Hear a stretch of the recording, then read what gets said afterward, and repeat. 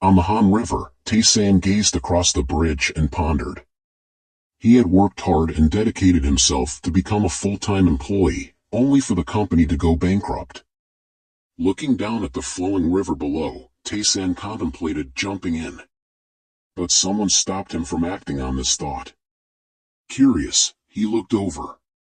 On the other side of the bridge's edge, a shop owner also contemplated jumping. Below, the police were patrolling and earnestly advising him not to do something foolish. They said that life is long, and one should not think of suicide over a small mistake. The shop owner seemed to take the police's advice to heart, crying out loud about his miserable life. Tae-san, watching this failed suicide drama, realized that suicides were common on this river. He understood that even if he jumped, life would continue for others without any impact. Disheartened by city life, Tae-san wondered if he should return to the countryside to raise fish and grow vegetables. Stopping at a red light, he saw a boy engrossed in playing games on his phone. Tae-san envied the boy's carefree life, focused only on eating and studying without worrying about money. However, the boy, absorbed in his game, carelessly crossed the road without paying attention to the traffic lights. Tae-san found this behavior of modern kids fascinating. Suddenly, a speeding white car was heading straight towards the boy. Tae-san looked at the boy, who was still oblivious to the danger, his face buried in his phone. The car didn't slow down and continued speeding forward. The boy kept walking and playing, unaware of the danger. Realizing the imminent threat, Tae-san shouted to alert the boy and ran forward to push him out of the way. The car, showing no intention of swerving or braking, continued its rapid course. It was too late for the boy to react, so Tae-san risked his life to push him out of the way. With a crash, Tae-san was hit and killed. His body was thrown far, along with fragments of the car's windshield. Before dying, Tae-san realized he had not done anything significant for his parents. He wondered if his parents would receive any compensation if he died in an accident, hearing a voice calling him foolish. He was pulled into an undefined space, hanging in the air before a shadowy figure surrounded by a halo. The figure was an old man with white hair and beard, wearing a large bead necklace. Tae-san, confused, asked who the man was and why he was suspended in the air, feeling utterly disoriented. He immediately assumed it was the Grim Reaper. The old man denied this foolish thought, revealing himself as Tae-san's ancestor. Tae-san was shocked, wondering why his ancestor looked like this, scolding himself for disrespecting his elders. The ancestor was furious, thinking his descendant was well behaved. He had considered sending Tae-san to heaven, but reports of Tae-san's misbehavior and disrespect towards his lineage reached him. Despite Tae-san's misbehavior, the ancestor decided to give him another chance. Tae-san, covering his ears, dared not cough or make a sound. In the end, his ancestor decided to give him a second chance at life. But there was one condition: Tae-san had to live an unbalanced life, not showing himself as a nobleman by forgiving his enemies. Anyone with the intention of bullying him should be taught a lesson, as there would be no forgiveness for anyone. Tae-san didn't understand a word of what his ancestor was saying, his face expressing complete bewilderment. The ancestor threatened that if Tae-san continued to live a timid life, he would come down himself to deal with this hapless descendant and force him to live and relive this life for another 5,000 years. Before Tae-san could fully grasp the situation, he was thrown into an undefined abyss. He fell straight down to the place where he had just been hit by a car. Tae-san screamed in protest, questioning why his ancestor had promised to save him. His spirit returned to his unrecognizable, motionless body lying on the street. The clock was ticking continuously. A hand reached out to turn off the annoying alarm. This hand belonged to a young teenager. The teenager woke up, confused about his surroundings. On a day in August 2020, Tae-san, then 32 years old, had been hit by a car and suffered a severe head injury. His ancestor had given him a chance to become young again. He was back to his youth, living the life of a miserable teenager who had never experienced love. Tae-san couldn't believe it and pinched his cheek to see if it was a dream. If this wasn't a dream, then the memories like the Mid-Autumn Festival of 2006, when his hands were still strong from the struggles of youth, were real. He was amazed. His body felt exactly as he remembered from his memories.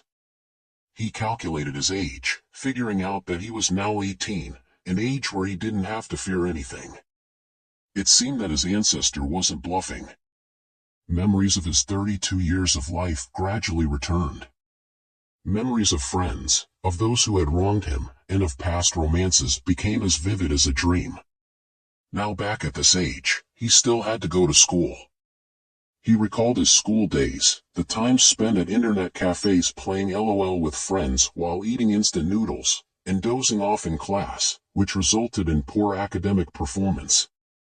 Surprisingly, he could still remember everything clearly, even the answers to exams. It was impossible for this to be a dream.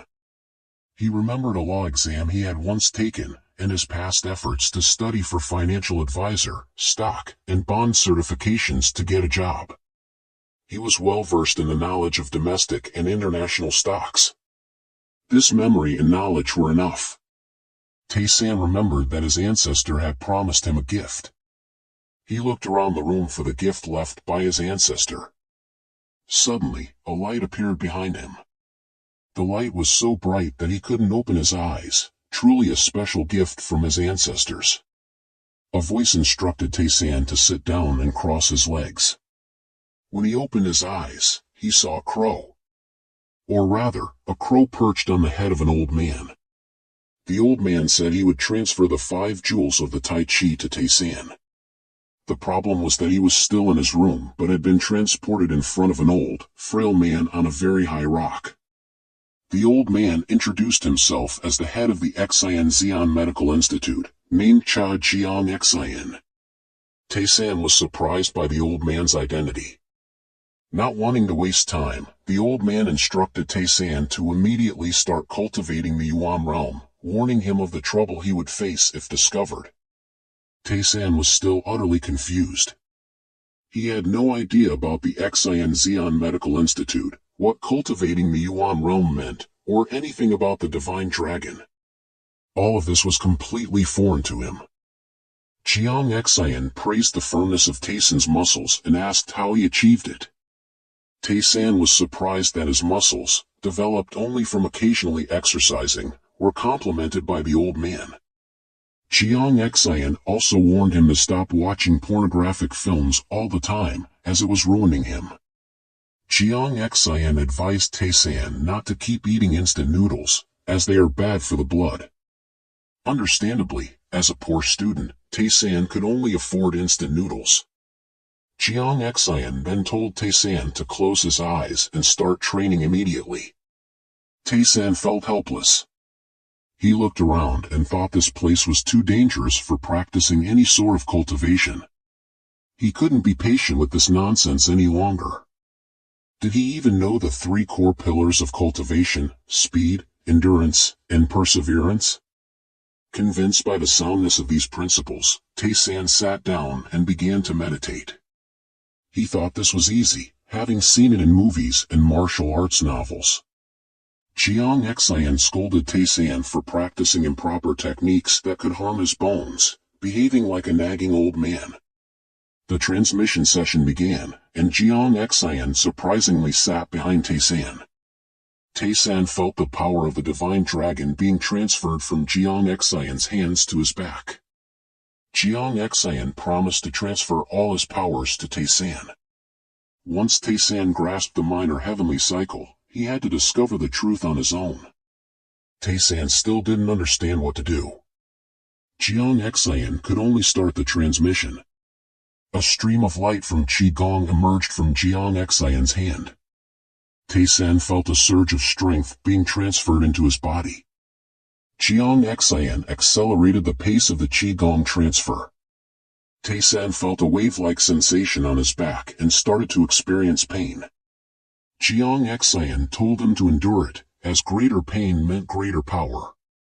Tae-san silently endured, feeling like he was about to collapse. His veins swelled and screamed for relief.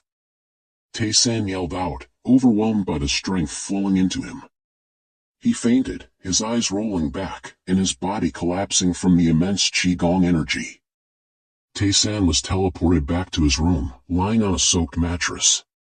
He wondered if this was the agonizing feeling people often talked about. He breathed heavily, sweat pouring non-stop. His body was covered in red veins, expelling all the harmful toxins. The chi from the old man made his nerves feel like they were burning. Tae-san's blood vessels swollen as if to burst, but Jiang Xian didn't stop, and tears and snot flowed continuously as the pain and power increased. Tae-san screamed enough, but the old man kept transferring the power from morning until night without a break. The 5 elements Tai Chi fist was a difficult martial art to master, but Tae-san managed to learn it all. He confirmed that the old man wasn't lying. He had comprehended the entire 5 jewels Tai Chi fist. Moreover, without asking anything, the old man hinted that he was the #1 disciple of a martial arts faction. He was a master who could fight for 4 days and 3 nights non-stop against the leader of the Huashan faction, ultimately defeating him and winning a competition organized by the Jade Emperor. It sounded impressive, right? Tae-san looked at his sweat-drenched clothes. Tae-san marveled at the greatness of the 5 elements Tai Chi fist. He had never sweated so much in his life. Despite the old man transferring energy to him all day, the time outside seemed unchanged.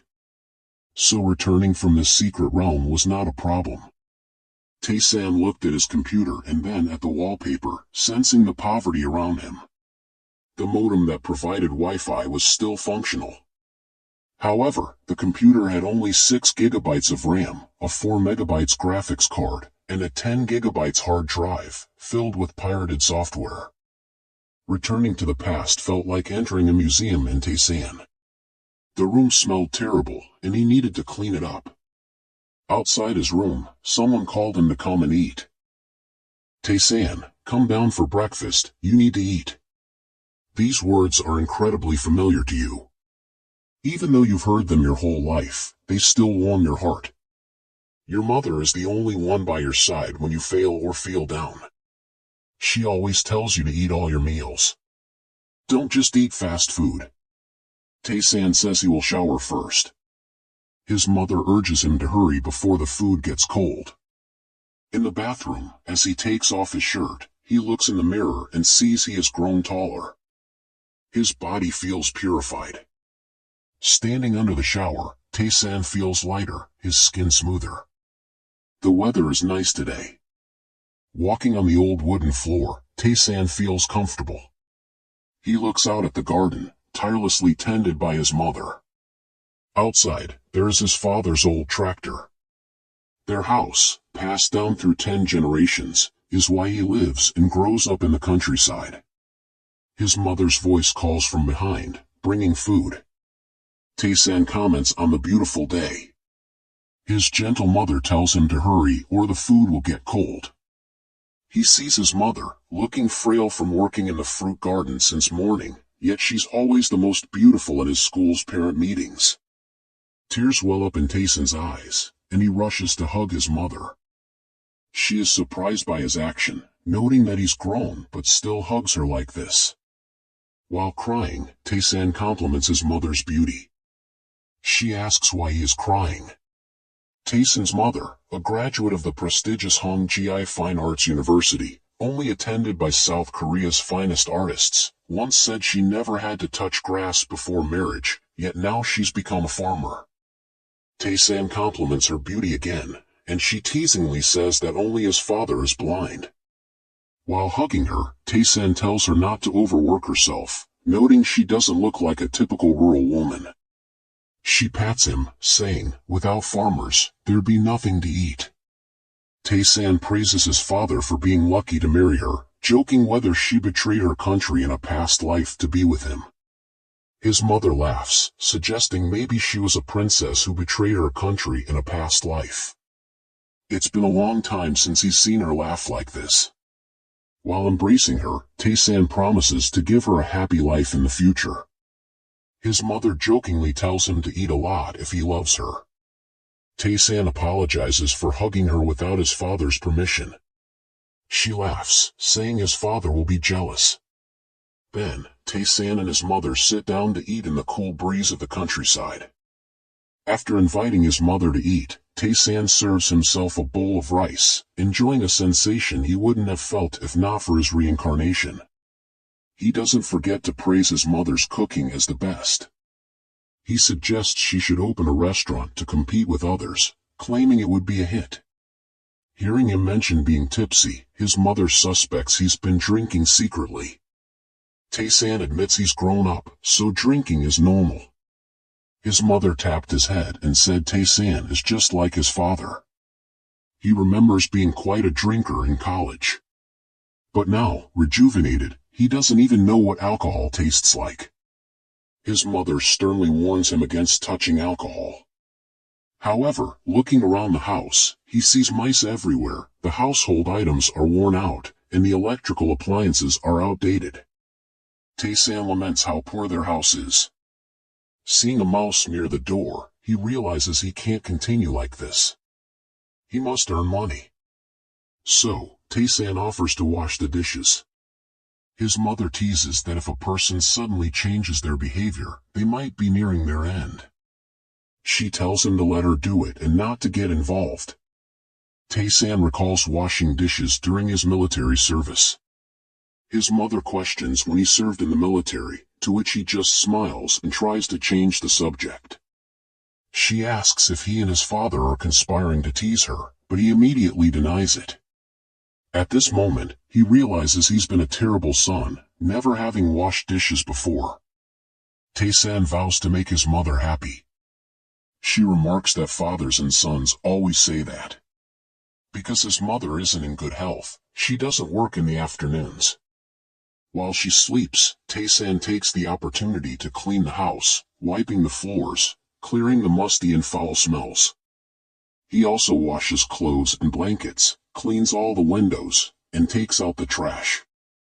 He knows that his father is currently borrowing money. His father, an apple farmer, understands the importance of fertilizer and pesticides. Organic food isn't very popular in South Korea, as few can afford such fruits, which taste bland. Tae-san tries an apple and immediately spits it out, thinking these apples are of poor quality.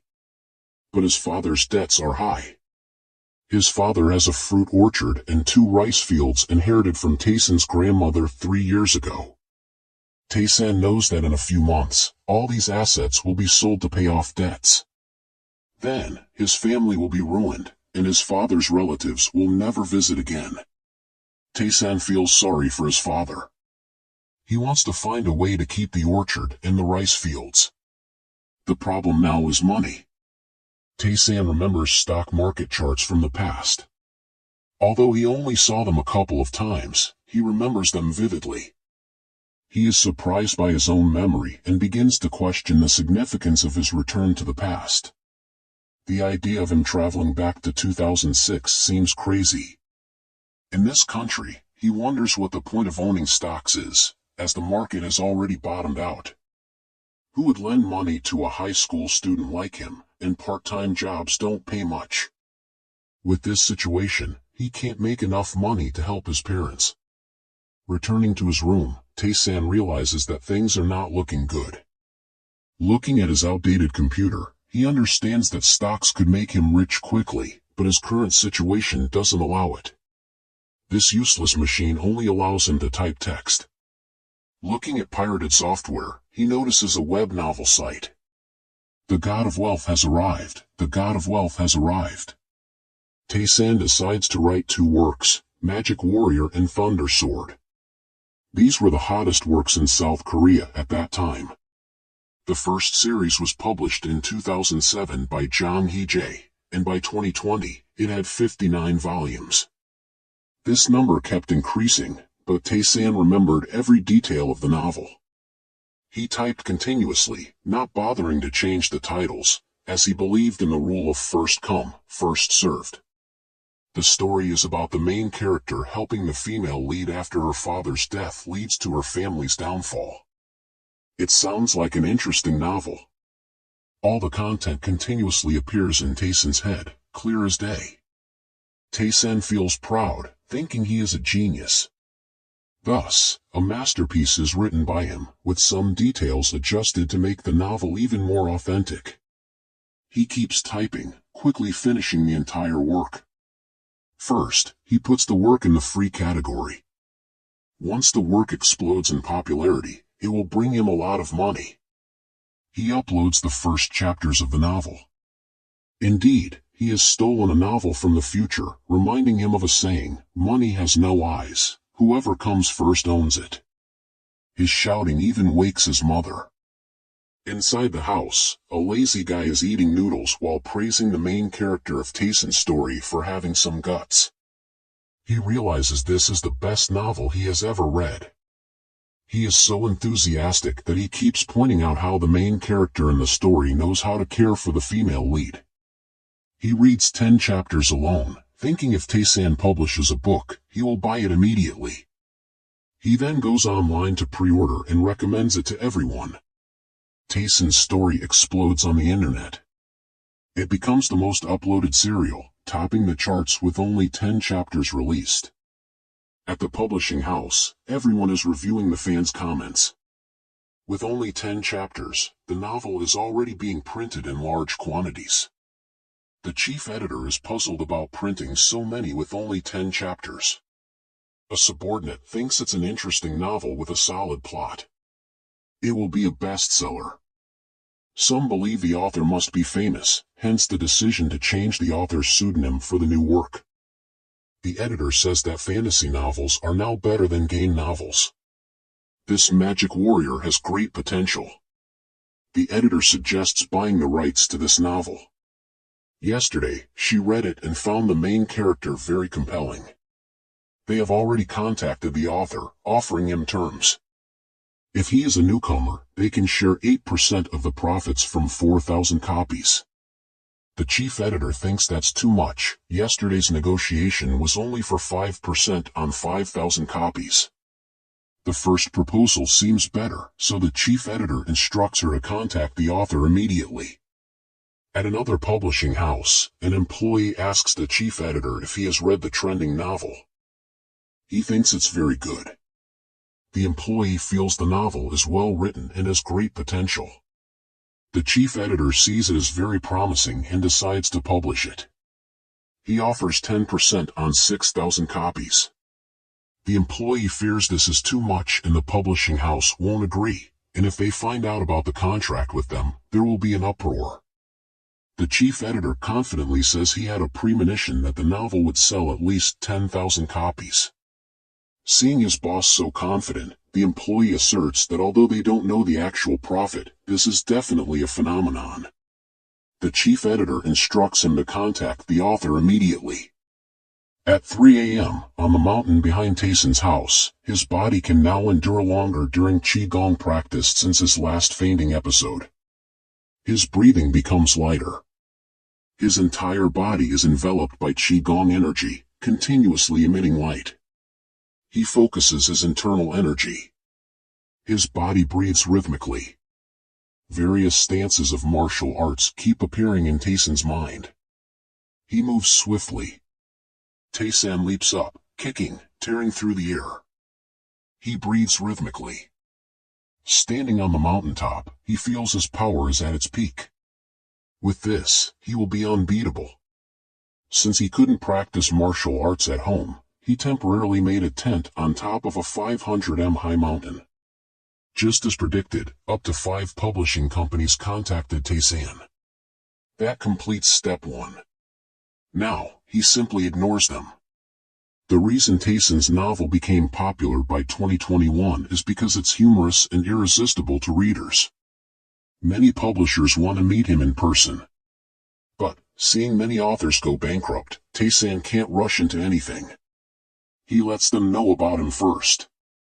Online, there have been many authors who signed with publishing agents and ended up with regrettable outcomes. Tayson must be very cautious. Moreover, he saw Nemezia, the original publisher of his novel. As the sky looked like rain, Tae-san wanted to take his mother out. He promised to treat her to a lavish meal, but she doubted he had the money. Seeing her son happy, she agreed. They were on their way to meet with Nemezia Publishing to discuss the contract. But Tae-san, still a minor, was a bit worried because minors aren't legally allowed to enter agreements without a guardian. The law involves payment and penalties, so he needed his mother as a representative. Tae-san helped his mother off the bus, telling her to be careful. His mother noticed his excessive care lately.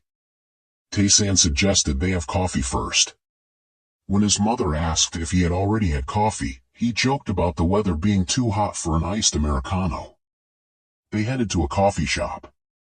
Standing in front of it, Tae-san asked his mother if she trusted him. She assured him, saying, "Of course, my son." As they entered, the chief editor, mistaken for the author, was a bit disappointed.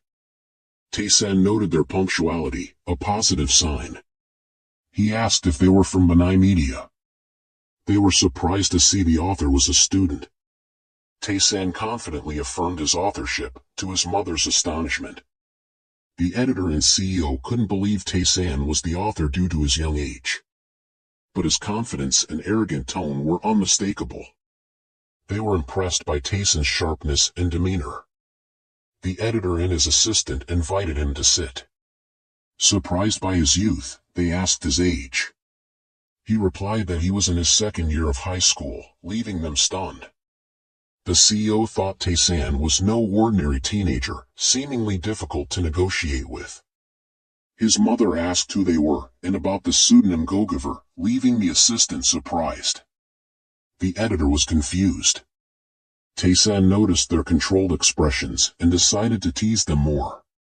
He asked if they were reluctant to sign with a high school student. His mother was clueless. The editor and CEO denied it, saying they would introduce themselves first. They introduced themselves as Choi Woo-Koen and Hwang Seo-gu. Tae-san smiled. He introduced himself as Jang Tae-san.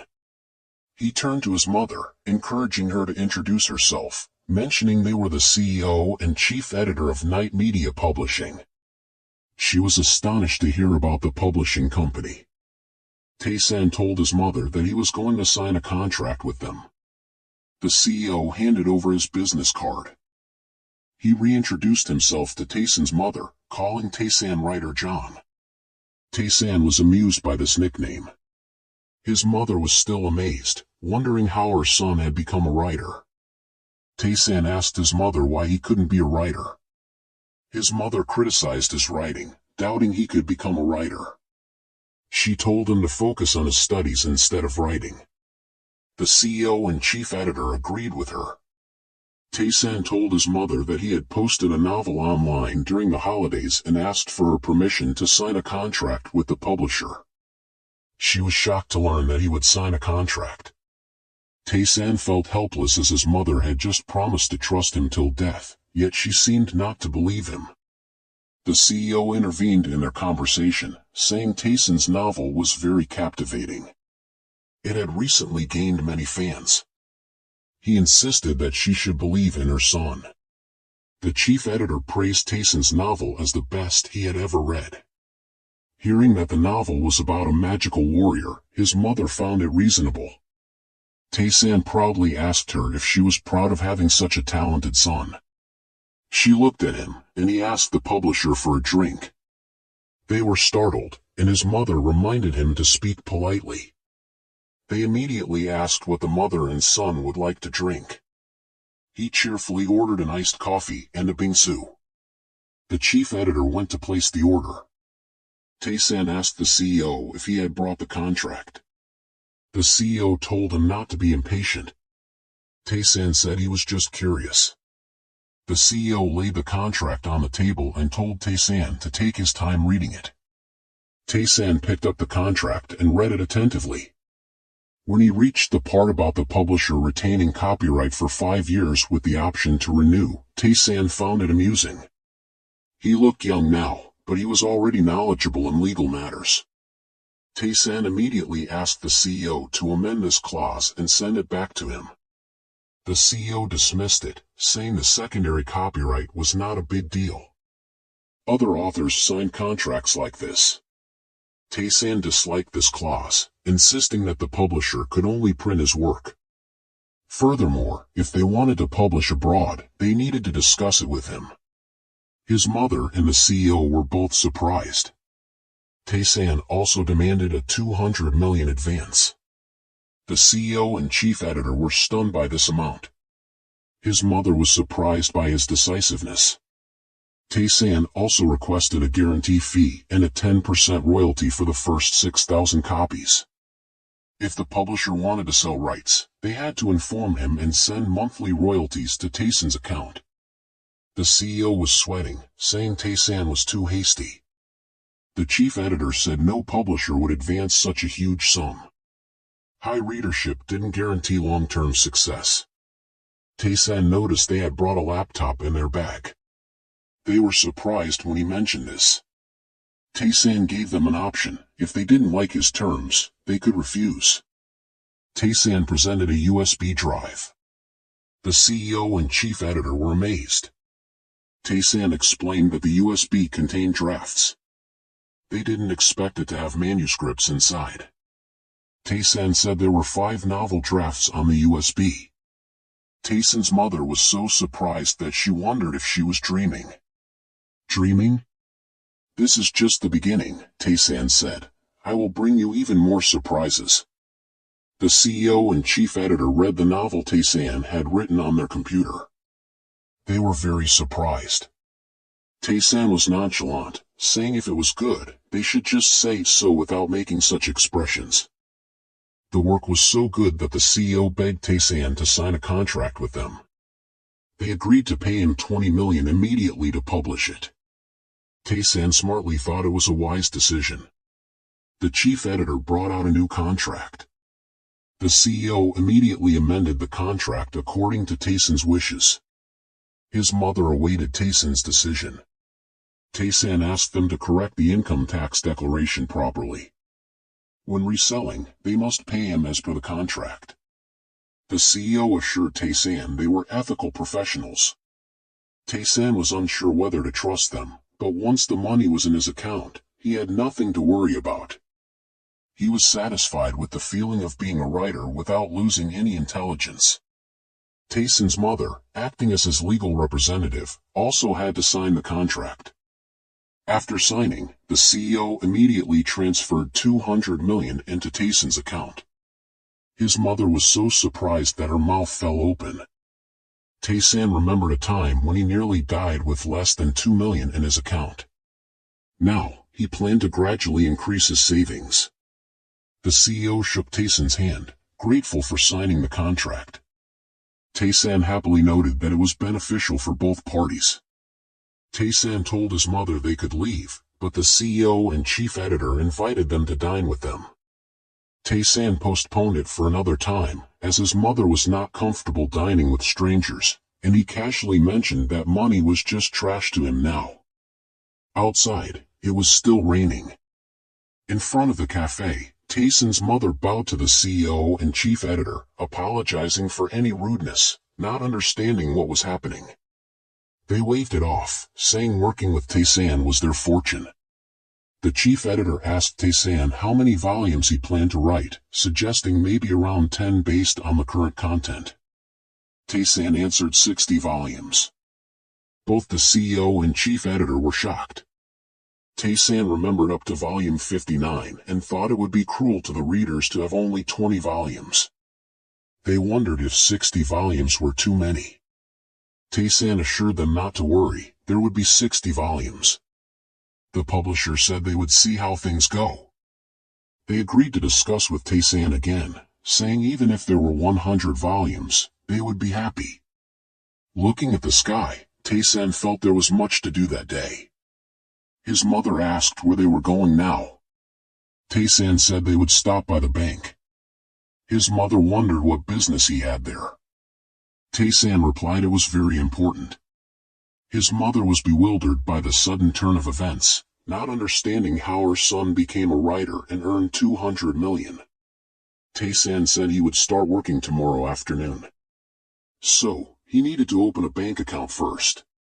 His mother asked if they should discuss it with his father, noting that he was still a dependent child. With this 200 million, Tae-san could pay off his father's debt and interest in full, but he didn't want to rush into using this money. Tae-san asked his mother if she believed in him. She said, of course, but Tae-san told her to wait a month, and then he would talk to his father himself. This money was just the beginning, it would become a golden egg for his family. His mother replied that she would believe in him. The sky had cleared. Tae-san said he would treat his mother to instant noodles. His mother reminded him to add meat and sweet and sour sauce since he was wealthy now. The sun had just risen. Tae-san, on the mountain behind his house, continued to meditate. He recalled everything, with all financial indices appearing in his mind. That preparation was enough, now it was time to head to school. Looking at the computer and reading the numbers, Tae-san knew the game was in his hands, he would drain the capitalists. Watching the buying and selling of stocks, Tae-san found it adorable, now, this was his playground. He laughed, saying the capitalists were doomed. The market unit price was 2,250, with small-cap stocks at 50 billion. This situation would happen a few more times. Tae-san had to act immediately. As a former stockbroker, he was skilled at this. When 20,000 shares were bought at an average price of 2,500, they would be ruined. At a certain company, an employee urgently called the department head because all the money in the trading room was withdrawn. 20,000 shares were sold off. The department head asked if anyone had noticed the stock closing. The employee turned back, asking what to do. The head, sweating, said they could only wait for a notification and divide the work for now. He cursed, wondering who the lucky person was. Now everyone had to be careful not to lose everything. The department head felt like this person was a ghost, holding every secret, wondering who he was. Indeed, a lucky guy. He estimated that after this campaign, the person would earn about 100 million, at least bleeding 10 people dry. Back at home, Tae-san was thrilled with the influx of money. In 3 days, he had made 460 million. Even if he ran out of money, he still had 260 million left. Tae-san wondered if he should continue playing, he wasn't satisfied yet. Ku also felt it wasn't enough, he was just getting started. In his previous life as a broker, he hadn't used as many tricks as this. Next week, there will be an announcement about a new drug development. Then, the stock chart would stabilize. He would withdraw all his capital. In the winning stock companies, after all, the profits weren't going anywhere. Tae-san hadn't expected that his knowledge and the skyrocketing stock values he learned as a broker would be so useful. From now on, the stock market will be lively. The tricks were already in Tae-san's hands. It would be crazy not to seize them. Outside the bookstore, everyone was looking for Tae-san's new novel. People were discussing its plot and characters. People passing by, hearing the name of the novel, became curious and placed pre-orders, fearing they might miss out. At Tae-san's house, his family was gathered for breakfast. Tae-san's mother noticed that his father seemed to have something to say. His father silently continued eating his rice, insisting that there was nothing wrong and that they should continue their meal. Tae-san's younger sibling, noticing their father's pallor, worriedly suggested he should get a medical checkup. Tae-san felt it was time to say goodbye to his poor fate. He slammed his chopsticks down on the table. He praised his mother's cooking as the pinnacle of perfection, while everyone else silently reprimanded him for his lack of subtlety. Tae-san winked at his mother, telling her not to worry. She understood. Tae-san was going to cheer up his father.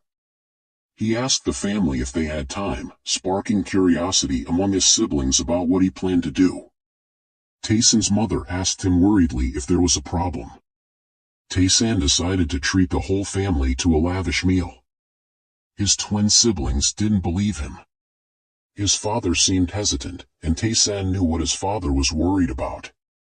So, he asked his mother to bring his father along, and she agreed. Tae-san told his father to bring his ID, and his siblings to bring their student cards, but the family didn't understand why they needed to bring these documents. Tae-san mysteriously said they would be needed. His siblings asked if he had been secretly working part-time, to which Tae-san replied that children shouldn't ask too many questions. Tae-san was only 2 years older than them. Finally, the time had come for Tae-san to reveal that he was a writer, and the family went to the city together. His siblings were extremely excited. They went to look at cell phones. It was 2006, and having a cell phone then was impressive. Tae-san's sibling admired each model, marveling at their beauty. Hearing the names of each type, Tae-san smiled. Tae-san's father said they wouldn't buy any, so they should move on. Tae-san told his siblings to pick whatever they liked, as he would take care of it. His siblings asked again to confirm, and Tae-san agreed. His father was astonished by Tae-san's extravagance. His father didn't want his young children to use such expensive items, even though Tae-san had money from his novel royalties.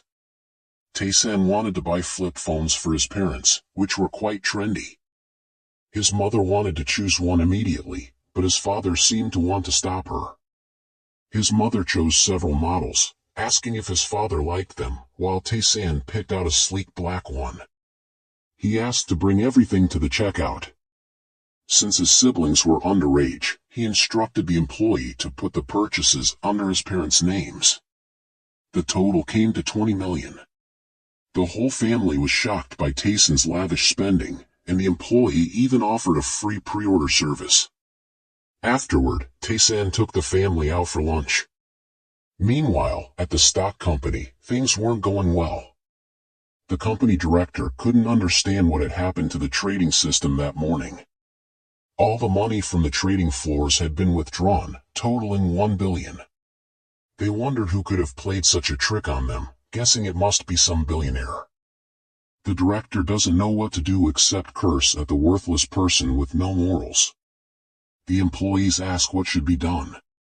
He is so angry that he gathers all his stocks for the company. Suddenly, Tae-san stops walking. Everyone at home asks him what's wrong. He wants to lead everyone into a store, but it turns out to be a car dealership. The owner, seeing them, warmly welcomes them. Tae-san decides to buy a new car for his family's safety. The highlight of this car dealership is a white car, the most expensive one there, which Tae-san had noticed before. It's the newest SUV model. The whole family sweats upon seeing it. The mother just admires its beauty, while the father is contemplative. With this car, it would be easier for Tae-san's siblings to go to school. Tae-san's father wonders what got into him today, and his siblings are excited about being driven to school in that car. However, the father is reluctant due to the family's financial difficulties. Tae-san tells his father not to worry. His mother hands over some savings that Tae-san just gave her. Inside, there's 500 million. Shocked, they wonder how he got so much money. His mother tells his father that their son has grown up. Tae-san asks his father to trust him. His father always believes in his son. Tae-san understands his father's feelings. The phone purchase alone is enough to cover this month's interest payments. He doesn't want his father to worry anymore and decides to write a new chapter for the family. Tae-san asks the salesperson if there is another car in stock. If not, he will take the display model. He tells his siblings to get in, and they go shopping. Tae-san decides to become the pillar of the family. Everyone is happy. Thus, their outing concludes. Tae-san puts on his uniform, wondering how long it has been since he graduated. He waits for the bus at the station, ready to start his high school life. The bus and the scenery remain unchanged. Tae-san finds his usual seat and puts on his headphones. He always took the bus to school, listening to music. Today, CO John Company will go public. Even though he's going to school, Tayson's investments will automatically increase. His assets are now over 1 billion. Tayson has set up automatic stock trading. Typically, stock traders don't invest in stable stocks. They bet everything on skyrocketing stocks and enjoy the fluctuations. They dive into this risky business, which expert manipulators exploit. Tayson is one of these players. For them, charts mean nothing. In the end, they drain the stock players dry.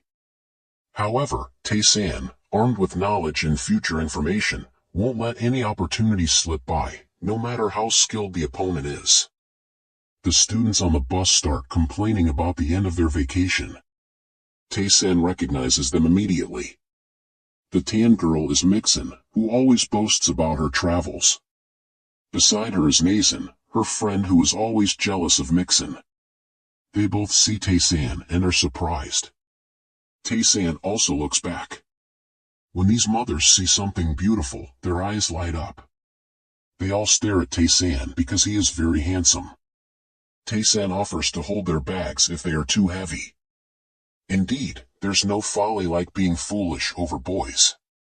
They immediately hand their bags to Tayson. Other girls start to notice him too. They find him familiar and everyone tries to figure out who he is. Even the older male students are curious. The older girls are all smitten by his good looks, but none can remember who he is. These high school girls are so naive. In just a few years, they will shamelessly chase after handsome boys. The bus stops at the next station. Another girl gets on the bus. Tayson notices her. She is the girl he most wanted to meet, the one he has always admired from afar. She is Li Zhizhi, Tayson's first love, the one he secretly adores. Everyone in the class is surprised by Tayson's transformation. He looks handsome as if he has just returned from a thoughtful journey. When he arrives at school, all the memories of encountering his old love suddenly shatter. Tayson also fondly remembers his mischievous friends. Disun is always sniffling due to a runny nose. Zhong has shaved his head, determined to study, but his grades are still poor. Huan-Chun is already going bald at a young age. Zazhan just eats and shows no brotherly love. Bonsuk always claims to be a poet and pretends to be rich.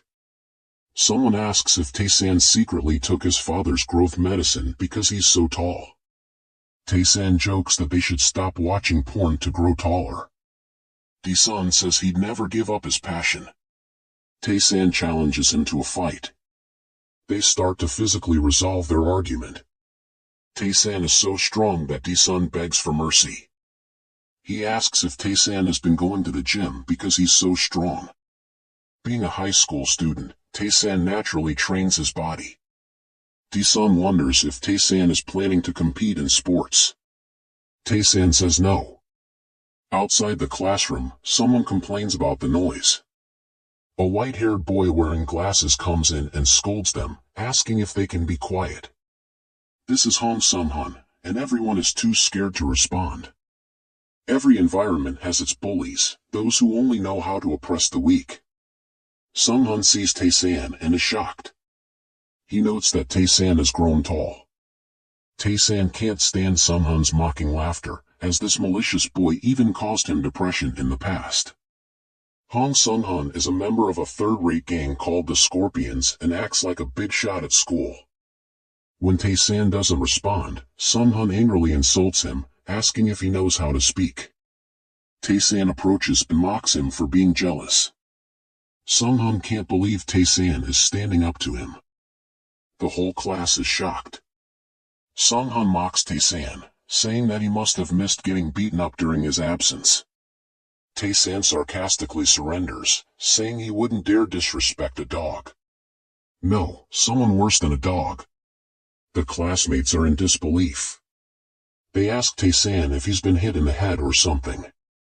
Tayson feels it's time for revenge, to retaliate for the brutal beatings he endured in the past. Sung-hun, furious, tells him to say that again. It seems Tae-san has grown bold enough to talk back, daring him to repeat his words. Tae-san smiles naturally, finding the boy somewhat cute. For Sung-han, physical strength is power.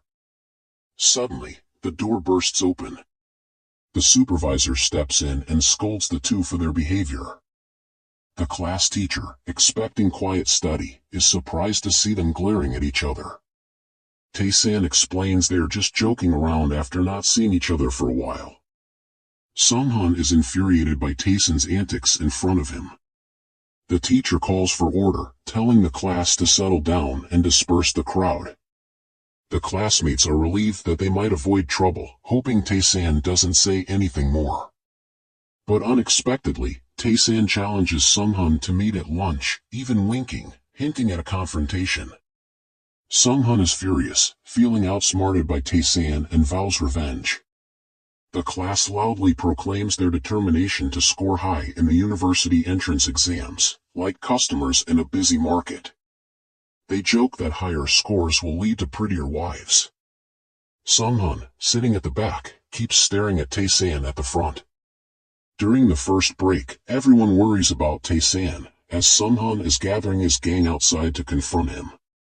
In the second break, they ask Tae-san if he's eaten something strange to be acting so bravely, reminding him that it's still possible to escape.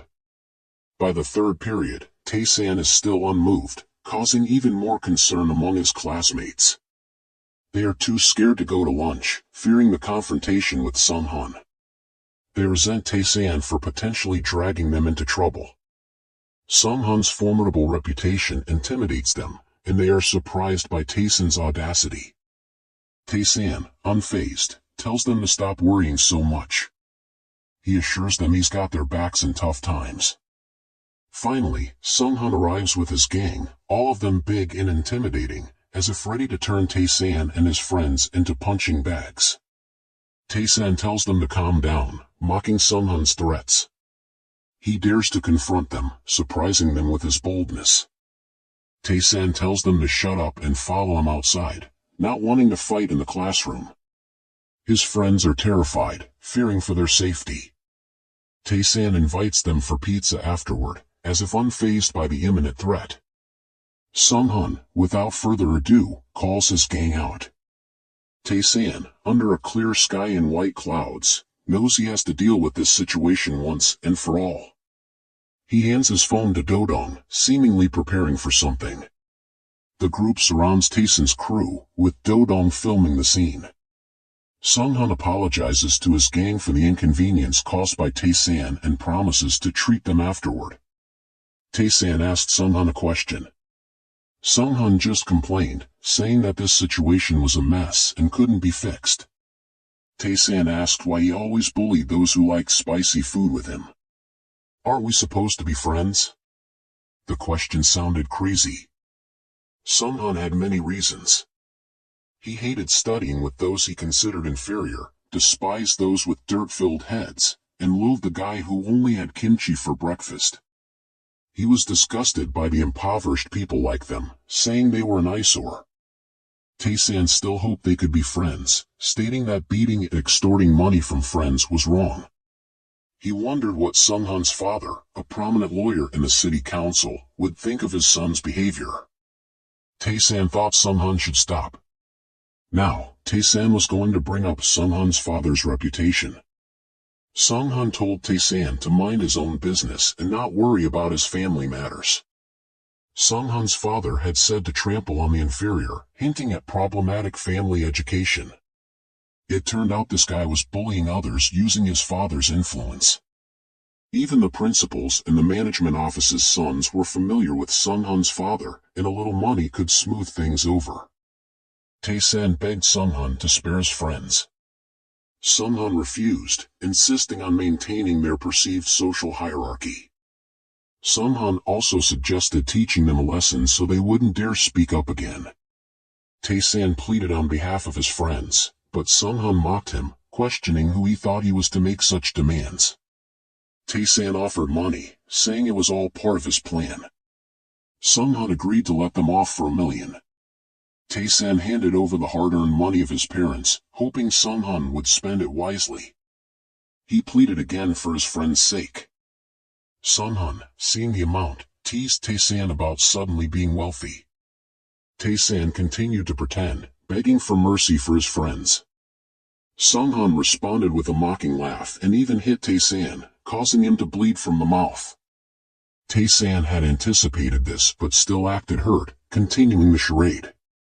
His friends were shocked and panicked upon seeing him injured. Tae-san wiped the blood away and looked at Dodong. Dodong understood and stopped recording on his phone. It was time to turn the tables. Tae-san called Sung-han's group over. He was ready to confront them. Tae-san warned Sung-han that this wasn't over yet. Sung-han didn't understand what Tae-san was planning. Tae-san mocked Sung-han, saying if his ancestors knew about his behavior, they would be appalled. Sung-han was angered, accusing Tae-san of not knowing his place. Tae-san retorted that Sung-han's ancestors must have committed terrible deeds to have a descendant like him. Sung-han's group, following his lead, prepared to attack.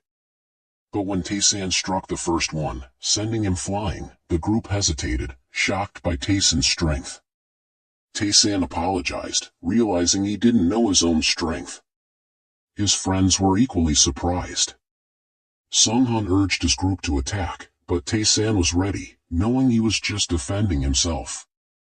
Sung-han ordered his group to beat Tae-san. Tae-san stared intently at them. As the fist was about to hit his face, he dodged and punched the attacker in the head. One after another, they came at him with sticks. Tae-san stepped back, dodging the sticks aimed at him. He swiftly kicked the heads of the two leading attackers, making them dizzy. They began to fear him. Whoever approached was punched by Tae-san, breaking their teeth. Sung-han started to hesitate. Tae-san needed another one. Despite Sung-han's bravado, urging everyone to attack, whoever approached ended up with broken teeth and jaws. Tae-san fought more fiercely. They started using steel rods against him, but he broke all their sticks. Sung-han couldn't believe that this was the same Tae-san he knew. As Tae-san broke their sticks, he advised them not to play with dangerous things. The group was in disbelief, unable to accept that Tae-san alone was overpowering them all. When Tae-san forced them to kneel and reflect, he turned to Sung-han. It was Sung-han's turn now. Even facing defeat, Sung-han still insulted Tae-san, vowing not to leave him in peace. He considered Tae-san a nobody. Tae-san approached Sung-han, who pleaded for him not to come closer. Tae-san slapped him. Sung-han couldn't believe how frightening Tae-san had become. Tae-san told him that this was the result of his own actions, experiencing what he had done to others. Sung-han thought Tae-san would leave him alone, but Tae-san vowed never to forgive him.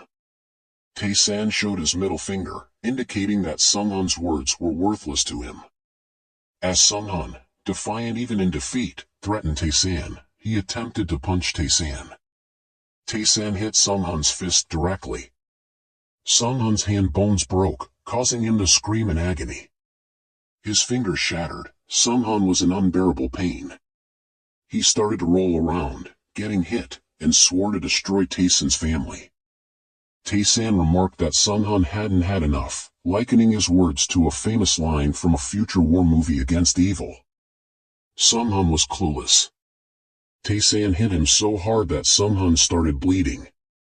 Tae-san's friends began to fear him, not believing what he was capable of. Blood splattered everywhere. Tae-san beat Sung-han beyond recognition. Tae-san felt it was a shame to stop now and wondered if he should continue the charade. He asked Dodong to bring his phone. Everyone responded promptly. Tae-san dialed 113, calling the police to report a bloody fight behind the school. There were about 20 injured people, necessitating a call to 119 for emergency services. Tae-san added fuel to the fire. At the hospital, one screamed about a non-functional hand, and chaos ensued. The emergency room was filled with patients bandaged up because of Tae-san's actions. In the VIP room, Sung-han was diagnosed with a 16-week recovery period, with all his hand bones and joints shattered. Even after successful surgery, it would be difficult for him to move. Sung-han's father demanded to know where the culprit was. The nearby marketplace was confused. Sung-han's father insisted on knowing the location of the person responsible for his son's condition. He was determined to put him in jail. The marketplace owner mentioned that the police were already involved. The student who had caused this was also injured in the emergency room.